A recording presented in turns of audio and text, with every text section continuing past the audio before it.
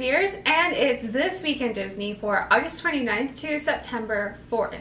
There you go. Yep. Last days of the hot one and first days of the spectacular September. Yeah. Not just a song in Cosmic Rewind, but always a big month for us.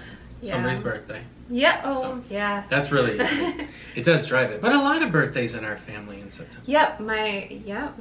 We have lots of birthdays, but like also we met in September. Yes, we did. We were thinking about that, talking about that earlier. Really cool. Yeah. You know, I mean, autumn is a season of love. Like 100%. It certainly can be. Yeah. I think most people see spring of it.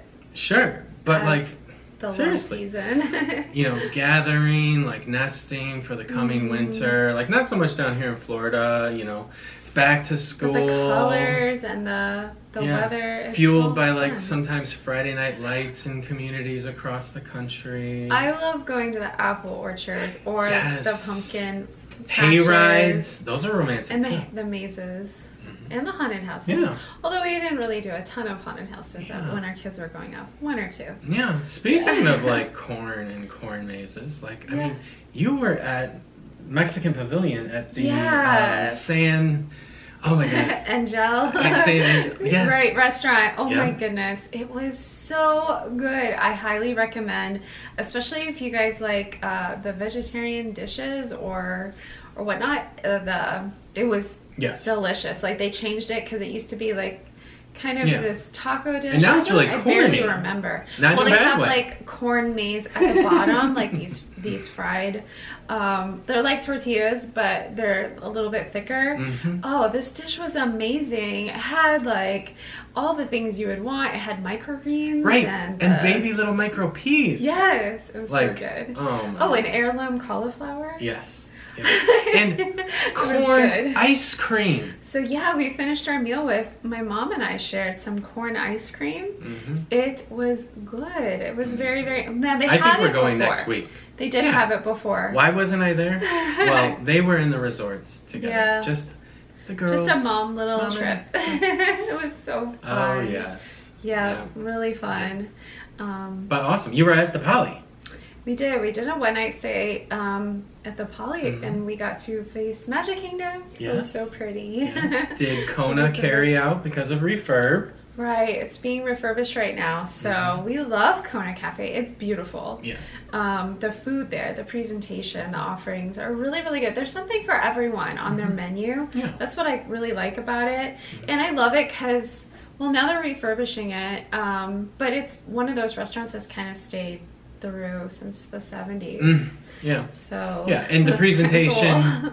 I mean, stuff from appetizers to drinks to food, like it's all about the artistry at Kona. We absolutely love it. But there's also like the side shoot. Yes. Like a little bakery. If you guys are a fan of Aaron McKenna, you can always actually get Aaron McKenna donuts over there. So that I always try to do that and make sure they know that we want those donuts. NYC. And it's nice because we don't always make it to Disney Springs. Like, right. So it's cool that's at least, I haven't found any other resort that does Aaron McKenna. So if you guys know of other resorts who do it, let us know, because I hate that we'd be missing it's like that. You're in the Poly more than Disney Springs? Well, no, but you can just pop on that monorail. Right. Pop out, pick it up, head back to TTA. So. Exactly. You can just take the resort monorail on your way over if you can't wait and you've got to have a donut. Aaron McKenna. Oh, and that's where you get the chocolate covered bacon.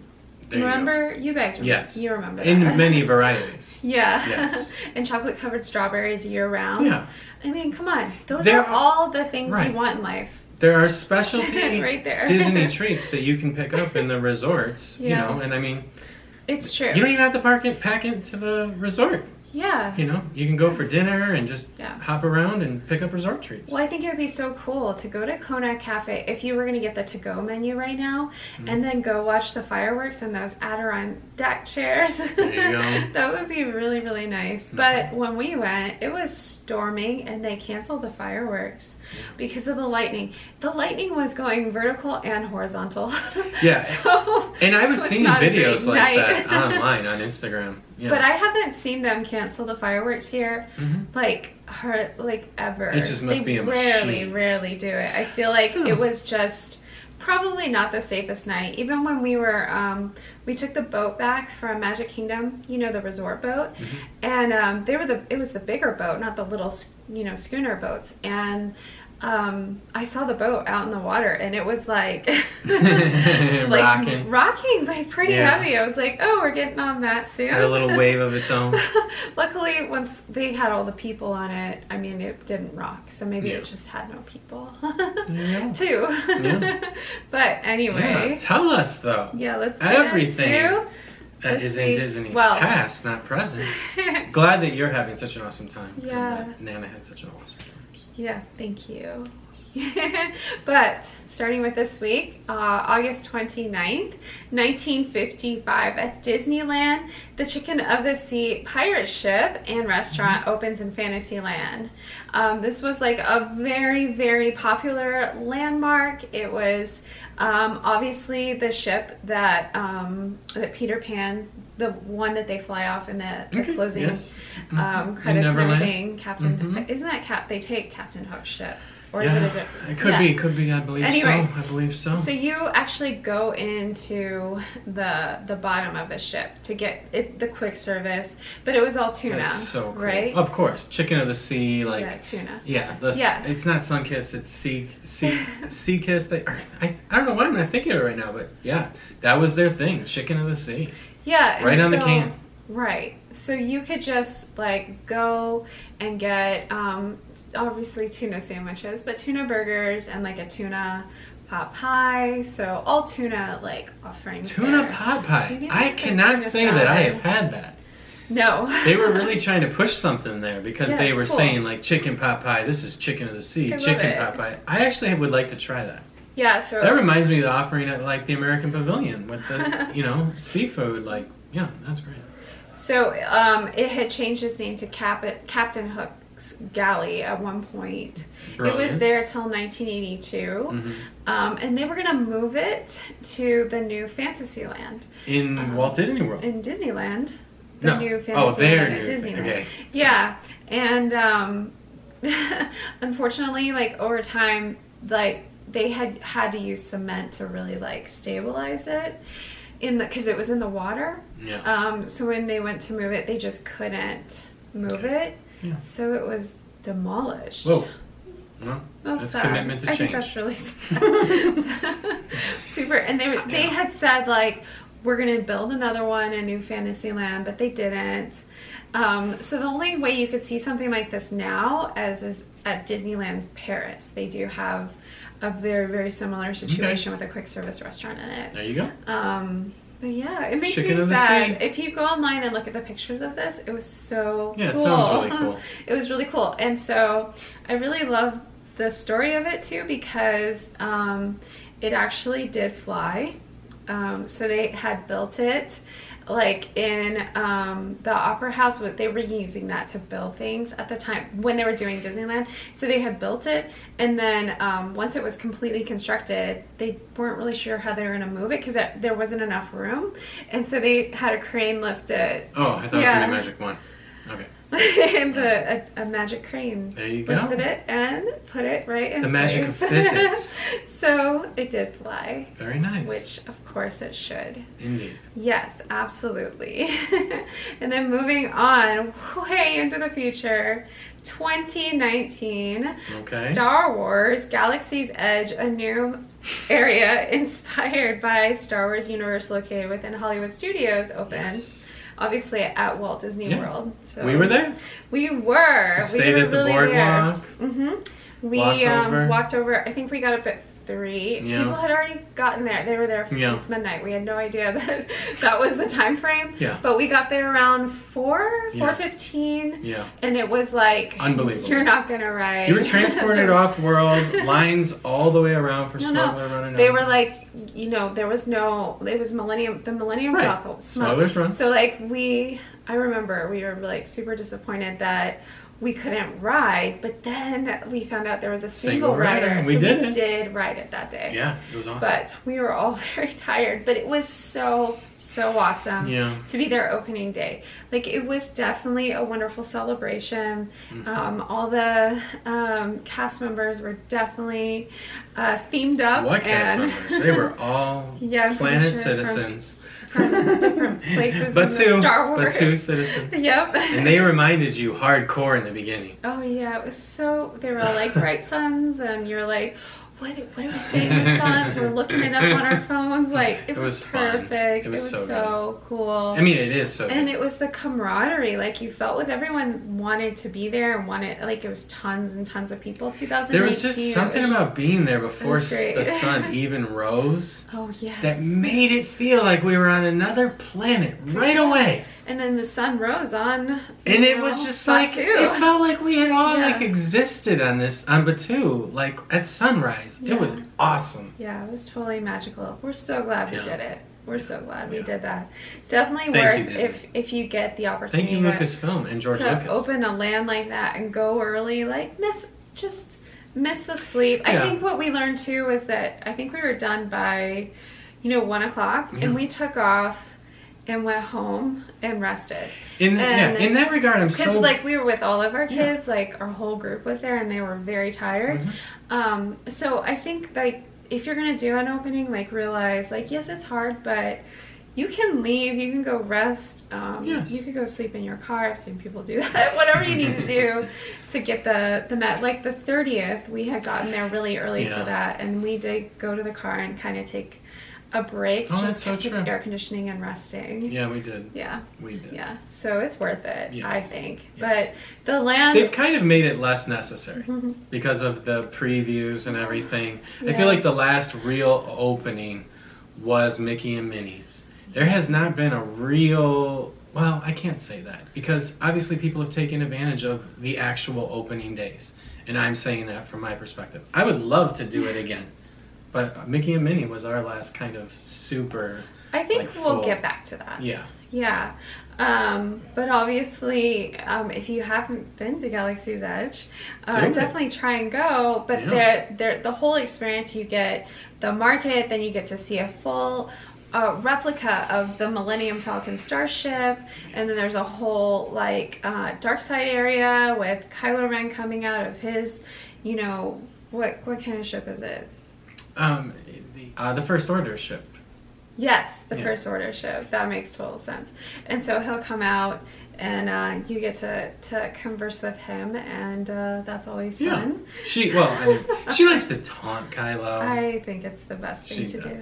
But yeah, it's great. And then the shops, and oh my goodness, the shops are the best. Build your own lightsaber, and there's droids, all these cool Jedi, Sith, Sith, like replicas, artwork, sculptures, amazing food.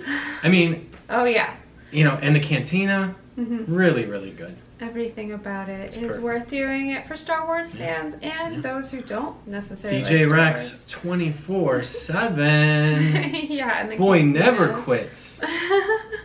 Exactly.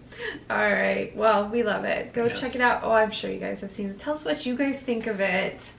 Definitely. I noticed there isn't as many adult Star Wars costuming in the shops. Maybe they're just kind of low on it right now, but maybe it's because, like, I mean, there are rules about costuming in the parks, and so maybe they don't overemphasize like adult costumes. I don't know. Yeah. But I mean, adults dress up Jedi all the time, so it doesn't even matter. Yeah. Okay, and then moving on to August 30th, 1936, first... And Sith. Sorry. Oh. We're moved on now. Okay. The first comic strip entirely devoted to Donald Duck debuts in newspapers. So prior to this, Donald Duck has only shown up in, like, Silly Symphony, the Silly Symphony Sunday pages. And his very, like Tubi. Yeah. Yeah, and so now he has his own thing, and of course he's going to go on to have, like, even as a more permanent comic strip of his own. Iconic. Yeah. I mean, I love these shorts, and they're great. And then I just noticed on August 30th, we're not going to really go over them, but I noticed there was just in the whole week there was a lot of Donald Duck cartoons. It was very Donald Duck heavy, Okay. so that was kind of fun. September, If the you love month Donald of the Duck, duck. or still August, but yeah. Oh. Okay, and then moving on to 1940, just a few years later, Disney's short Pluto's Dream House is directed. Okay, this one's a really neat story concept, and you know, like, I would say the animation on this is okay. The story concept is way better. Like, I kind of like if they did a remake of this in the Mickey shorts they have now. But basically what happens is Pluto and Mickey dig up, well, Mickey builds a house for Pluto, and let's just say Mickey builds the same way Minnie cooks. Okay. It's not so great. Right. So they're doing some digging, and they dig up stuff, and they dig up a brass lamp. Ooh. A genie lamp, and rub the lamp, and it's so sweet that the first thing Mickey would want is for Pluto to have a house. You know, that's kind of like ownership. You know, we're actually recording this on this like Saturday before, and it happens to be my cousin George's birthday. He's passed, but the most wonderful story of him whenever I was a child was there was a horrible storm. His dog was outside in the doghouse. The dog was barking, freaking out. He went out into the storm and slept in the doghouse with the dog the rest of the night to comfort it, you know? Yeah. It's just the kind of relationship that obviously Mickey has with Pluto as well. Like, real comfort, real care. I get it. I get it, Mickey. Yeah. Yeah. So, thank you for sharing that. That's really cool. So, with this genie, it's just the lamp talks, so there's no animated genie in this one, so I thought that's just interesting to note. Robin Williams hadn't been born yet. No. I don't know what year he Maybe was born, he was. but he wasn't voice acting at the time. And yeah, I like the music in it too. There's definitely like a jazz feel to the music. So can't find it on Disney Plus, but you should go watch it on YouTube. Walt was pretty hip that way. Yeah. You know, I mean, we think like, you know, from this age perspective, like jazz and stuff like that, like that it's not the cat's meow, but it was very much so. Yeah, definitely. And moving on to August 31st, back in 24, in New York City, Buddy Hackett is born. Very good. Yeah, so he actually was a big American actor, comedian. Disney institution, really, an icon of an era. Definitely. The live action. Yeah. I mean, he was carrying the laughs of it. Yeah, but he started out as a comedian. So he's a big comedian, and he is well known as a comedian. So when he started out, he didn't go by Leonard. He actually went by Butch Hacker. Okay. Was the start of like changing his name up, and then obviously it morphed into Buddy Hackett later, which I think is perfect for him. Yeah. But the Butch Hacker, that was interesting, and I think it had to do with like kind of the comedy he was doing at the time. So he had always had, you know, he has a very iconic voice. So you'll know him from, he was in The Love Bug, for instance, with Disney, but you'll really know his voice as the seagull in The Little Mermaid. There we go, our identifier and collector. Exactly, so Scuttle. And so his voice is really, really iconic, and he had been sick when he was a child, and it had affected his voice and even his face a little bit, and that's partly why his voice is the iconic way that it is. Yeah. But I remember him, he was on, I mean, I knew his face, I knew him really well, he was on the Johnny Carson show, like Tonight Show. a bunch, which is really, really cool. He was, you would know him for like so many shows. And in the United States, I mean, the Tonight Show was significant. Like, I mean, it was the disseminator of culture for decades. But he was also like in Murder, She Wrote and LA Law and things like that. He was on The Love Boat, which makes there you sense. go. Remember The Love Boat? Oh my goodness. He was actually guest starred on the Space Rangers episode. Of Love Boat. No, that's like the show, The Space Rangers. Yeah, exactly. Gotcha, So I'm just saying he did a ride, so variety, diverse. Everybody wanted the fun guy around. Yeah. And he was a little bit more like tolerable than Jerry Lewis. I mean, Jerry Lewis was kind of like the Las Vegas, just like wild and crazy. Like this was definitely like more approachable. Yeah, definitely. So he was on the Tonight Show like way later in the 2000s also. So they would bring him back. He was really connected. He's an institution, an icon. He did have a star on the Hollywood Walk of Fame as well, and he is a Disney legend. So pretty awesome, definitely. And then thank you. Yeah. Hacker, Mr. Hacker. I mean, Buddy, our Buddy. Hacker. He was like in The Music Man and It's Mad, Mad, Mad World. Yeah. Oh, and Scrooged. There you go. If you remember that one. Yeah, like the Bill Murray Scrooged? Yeah. Yeah. Oh, the classic. Yeah, definitely. Definitely. Perfect. All right, then moving on to September 1st, 1944. This is a wild and crazy Donald Duck cartoon, I think.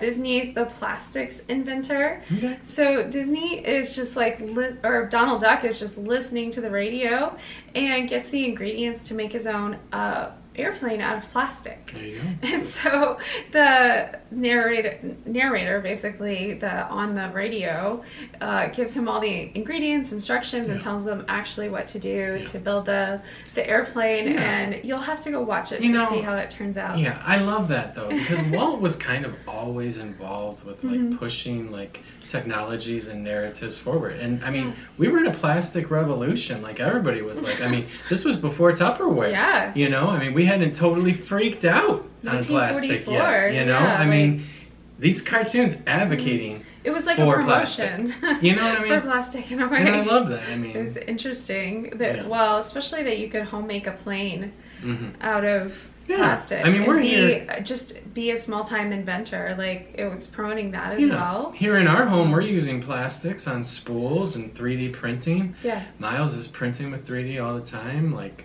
art and rings and even like useful objects for our home. And Donald had those inspirations. Yeah, definitely. Yeah. Okay, and then moving on to 1956. The publication The American Home runs the article Rare Antiques in Disneyland, along with like a dozen photos. I could only find 2 pages of this online, but you might be able to find more for a deeper search. I thought this was really cool. There are antiques at Disneyland and at Disney World, and so I really appreciate that this magazine was doing details about it and telling the story behind the antiques and what they mean to the theming. I think it would be cool to have like a book, and there probably is a book out there. Please tell me if you know about it. But yeah, just like there is when you go to like Columbia Harbor House. There's lots of really cool things in there, as well as Pecos You're Bill. talking about here in Disney World. At Disney World, yeah. But also Disneyland. Yeah. Obviously, we don't know. My favorite Disneyland antique is the phone booth in Club 33 from The Happiest Millionaire. Yeah, I love that's that so cool. Love it. So obviously, movie antique. Or that, I mean, that stuff makes sense, but this is like antiques as well. Like cool. Old world antiques. Beautiful. Definitely. Check them out. Look for them. Yeah. They're all around you. And then moving on to 2007, Epcot reopens the film Oh Canada, the Circle Vision 360. Believe it or not, this was our family's first vlog. Yeah, this is 2007. Oh, okay. So this is when they added Martin the reopening. So this, you're talking this about is the good 2019. version. No, we love the new version. Actually, it was 2020. Yeah. That they reopened it with the new. That was awesome. So we loved. No, our family. We love Martin Short. I love the Martin Short one. We love Martin Short. Yeah, that's because they had Martin Short come in to host it, and then Ed Grimley. They collaborated with Canadian Tourism Commission to revise the film, and especially with the music, which had like the orchestra and images. So they had the Canada. He's singing the Canada Idol winner Eva Avalia singing the music of Canada. So yeah, we like it. We love going in there. In the restaurant there, I'm so bad at pronouncing, but the steakhouse there in Canada is La Cellar. La Cellar. Yeah, that was easy. Yeah. I don't know. It just the best steak. I mean, you have never had tender, like tender at Le Cellar. It's really good. The restaurant, we like it. And they have French onion soup. I love to get French onion soup for sure. But yeah, this version has changed. So it is new. If you haven't been there for a while, you can go check out the new version. I just thought Martin Short's was funnier. And I was just expecting the new one to take up the funny, because you had people who had been on like Saturday Night Live and it's things just like that. Strange how like somebody could say, let's make something shorter by removing Martin Short. It's just so ironic. Dad jokes. Those are the greatest. There we go. Usually I'm the one telling them. Yeah. Well, I snuck one in. Yeah, cool. All right, moving on to September 2nd.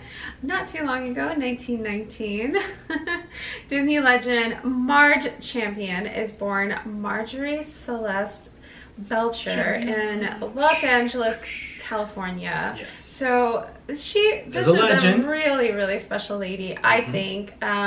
So as a teen, she got her start as the model, the action reference model for Snow White. Yeah. For the 1937. That was the model action, kind of like. It was weird, but feature film. Yeah. So what's so cool about her is she started so young, and a lot of really accomplished dancers do, and she had a career going all the way into her 90s. Here she lived to be 101. There you go. She passed away in 2021. That's Health 101 right there. That's amazing. Wow. So her father, Ernest, was a Hollywood dance director who taught Shirley Temple and Betty Grable and Joan Crawford. So I'm hearing that the secret to longevity is dancing. That's what I'm hearing. Maybe. I think it's different for everything. I think it's enjoying what you do. Enjoying what you do for sure is part of it.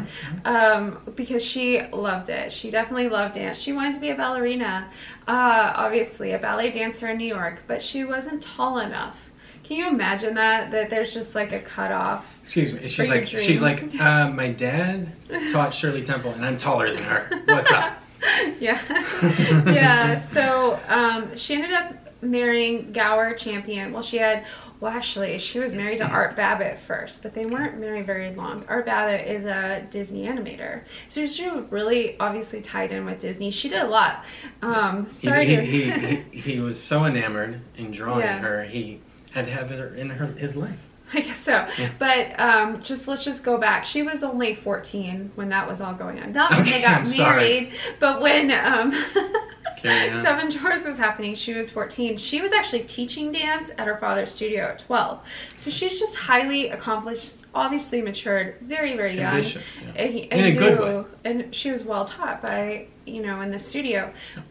So when she did Snow White, they put her in baggy clothes and had her, her physical impressions for some of the dwarfs as well. Okay. So she had range in her dance. Right. And that shows, like, in the future, she does a lot of this, dance that has more to do with an interpretation and telling a story. Love it. Just really, really She's highly expressive. Capable. So she married Gowan Champion. They had 2 sons together.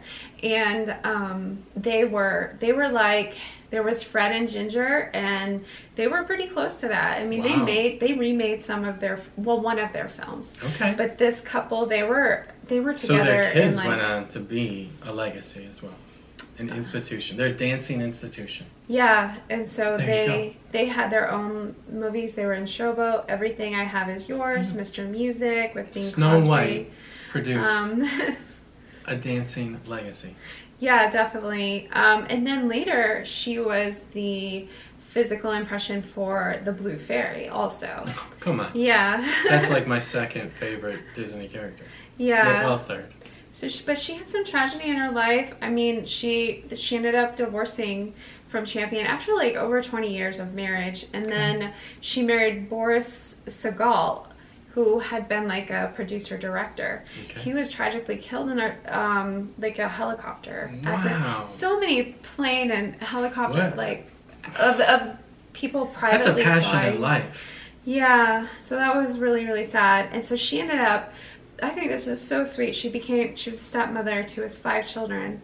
Yes. And so she took on like raising them and everything. Love it. And that's just so like points to her character. Exceptional. And then her son, he was killed in a car accident at age 25. Wow, bless. Yeah. But she lived though. Yeah. She lived a Snow long White. and full life, and she danced. Yeah. And there's so much more about like her in society and the things that she did with dance that we really didn't touch on today. But really, really special lady, Marge Champion. Okay, then moving on to September 4th, 1922, the Laugh-O-Gram black and white silent cartoon Jack in the Beanstalk is released. Come on. Right, so this is directed and animated by Walt Disney himself. This was really interesting and kind of made me think of my grandfather. So I was reading a small article about this. There's not a lot about it. You can only find pictures of this online, of the animation. I couldn't find it. I would love to see it though, if anyone finds it out there. But what was interesting is the beginning of it, Walt shows himself like drawn, and then a picture of himself, and then a whole thing of him like drawing or animating almost like he's doing it lightning fast. And so like this was before they did cell animation and any technical stuff, so he was hand animating every step of the way. So it was a lot of work, and so this is a good example of his, where he started with animation, his personal skill. As well as producing himself. So they were kind of being negative. Marketing himself. Yes, they were kind of being negative about the way he was doing that. Yeah. Like, why is he showing pictures of himself so much? Yeah. Well, my grandfather was a salesman, like an insurance salesman. Yeah. And he had caricatures drawn of himself. Yes. And pipe and everything. Awesome. On cards, you could get it on, he had pipes, all these different things that he could give to people. He carried around a phone. Yeah, well, back before they had cell phones. He carried around a plastic toy phone and in his pocket. Act like he was getting calls.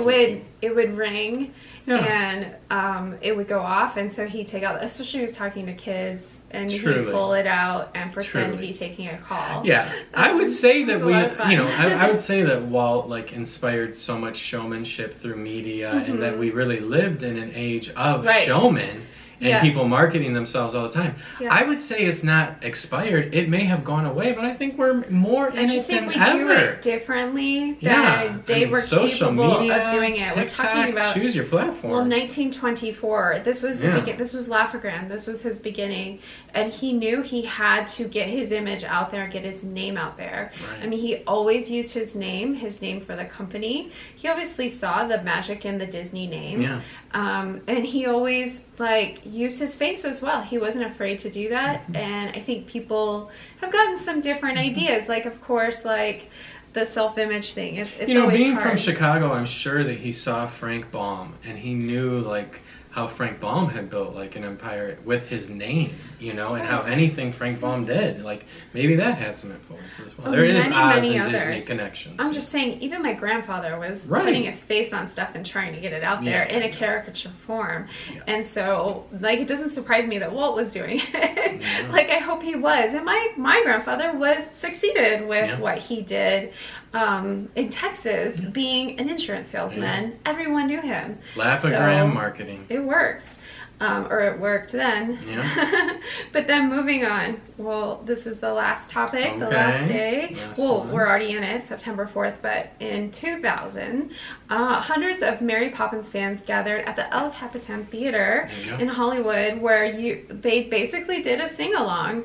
And the Sherman Brothers showed up. Now, this wasn't the only time. They've done this many times. It's a popular thing that actually happens, where they do this sing-along, and fans come and sing along to the classic I'd like to do one of these, I think. Yeah, in California. Yeah. But to have the Sherman Brothers, you can find some videos of them, and they would talk with the audience and share their talent, share their creative, how the process worked for them and their stories. Awesome. And so go check those out. I think it's really fun. Are they happening kind of annually, does it seem? Like it's hard to tell? No, I don't think. Well, I didn't see it consistent. I mean, Okay. there's like not a website for it or anything There you consistent that I personally We found. need But one it in may Orlando. Because, yeah, this is in California. There may be something that I was missing or not directed to.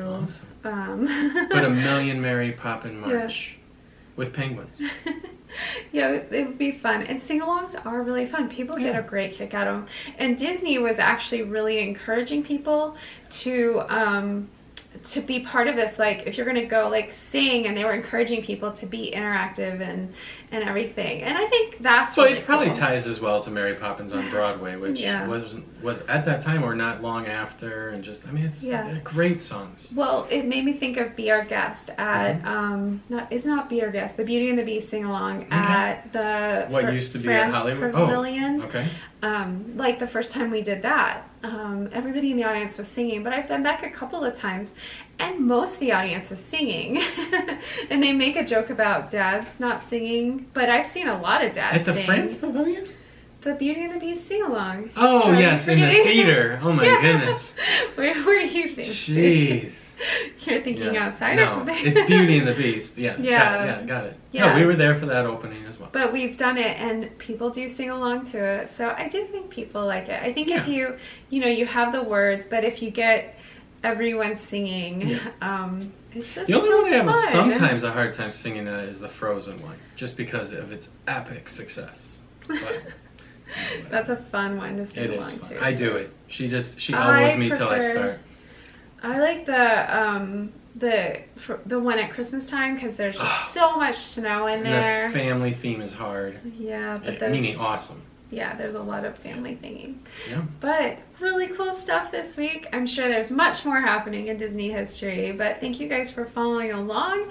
I really appreciate your comments and sharing with you guys, and you guys sharing with us. She shared more on Instagram last week. Go check it out. I think a lot more coming. Definitely more coming. Years and years. Definitely, you can find us on Instagram, like Brad said. We're also doing a podcast of the show if you want to listen to it. Spotify and Apple. Yep. Yeah. But thanks for following along, and we'll see you guys next time. Bye.